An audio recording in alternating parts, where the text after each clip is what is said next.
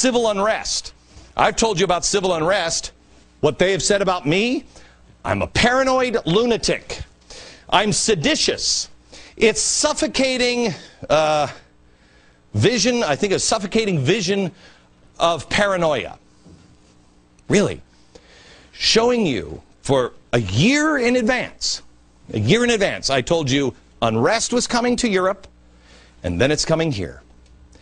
I have shown you now, in the last few months, the actual unrest and violence in the streets of Europe. Again, today in Greece, the union shut down public transportation. Who did I tell you would do that? The unions. Students are taking to the streets again in England over possible tuition hikes. I told you that would happen a year ago. We showed you the burning cars. We've showed you how they are mirroring the failed economic policies here in America. I'm a paranoid lunatic, seditious. This must just be suffocating paranoia. Now, let me ask you this. Are they willing now to say the same thing about the Pentagon? Because they have been wargaming an economic crisis for almost 2 years now. One of these war games was called Unified Quest 2011. Listen to what they are preparing for at the Pentagon. In that wargaming series, they're looking at the implications of large-scale economic breakdown inside the United States that would force the Army to keep, quote, domestic order among civil unrest and force the Army to deal with fragmented global power and drastically lower budgets. That's weird. That's weird. That's just paranoid lunatics. They're seditious over there at the Pentagon, I guess. Now, what would be some of the things that might cause civil unrest? Well, let me show you a picture today from theblaze.com.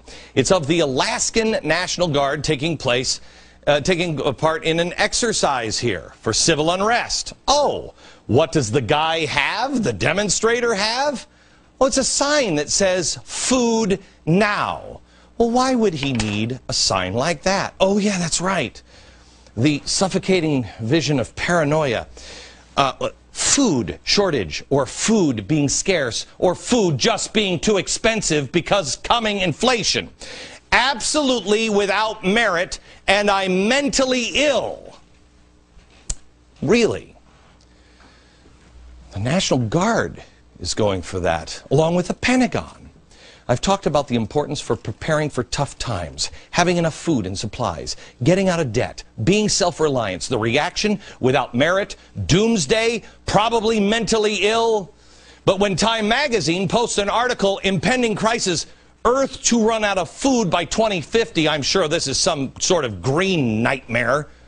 This is good journalism. The only people I trust in the government, only ones I trust, are the military. The military is preparing. Are you? But the military, I believe, are being boxed into a corner by people who actually have their hands on the levers of power. And it is those holding the levers of power that have been creating the conditions to make these scenarios possible. And that goes anywhere from Harry Reid to Obama all the way to the kingmaker himself, George Soros. Not the guy who has a stupid show at 5 p.m. or 2 p.m. Pacific. I mean, who am I up against in the Pacific Coast? The Price is Right? The media will demonize and glorify whom they want.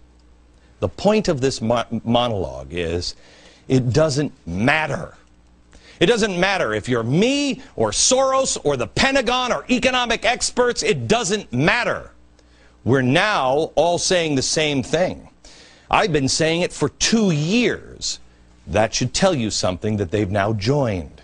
Because the next thing on the docket is to control the media and to control food prices. Civil unrest and rising food prices and controlling the media. Oh, December 20th, FCC votes on the internet. If anybody doesn't believe this government is capable of doing these kinds of things, you're out of your mind. If you don't think the government could come in and take your gun, you're out of your mind. Let me show you this. You don't think that they're going to run roughshod over your civil rights? See this woman here? Probably never seen it. You should know her. Watch the video. This is the aftermath of Katrina. I don't want to go because I got plenty. Mandatory evacuation. Everybody in the... See, this is why I didn't want to let you guys come in. No, ma'am. Because I wanted her in here, and all you guys come in, and I knew this was stop the tape here. Stop the tape here. She doesn't want to let them in. They want to take her gun. A law-abiding citizen. Do they take it? And what happens? Watch. Yeah, they throw her against the wall. You got a gun. Relax, man. Oh, yeah, they took it. A law-abiding citizen. How old is she? 80? She hadn't broken any laws. Her guns were forcibly taken from her. And I know what you're thinking. Oh, well, they'll never do that again. They did it then. Oh, well, they'll never put troops on the ground. Posse comitatus, you know, or rock me Amadeus, or whatever. President won't do that. Well, first of all, right. Second of all, remember the president established a little council of governors? They said it was just to prepare for a national crisis situation. President Obama established this little council that would involve the National Guard in Homeland Defense and civil support and synchronization and integration of all state and federal military activities inside the United States. Oh.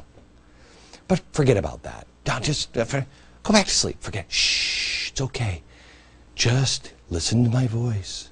Think of the brilliant, kind-hearted philanthropist George Soros. He says Fox News and Glenn Beck are going to turn into dictators with a Tea Party and all the stupid people.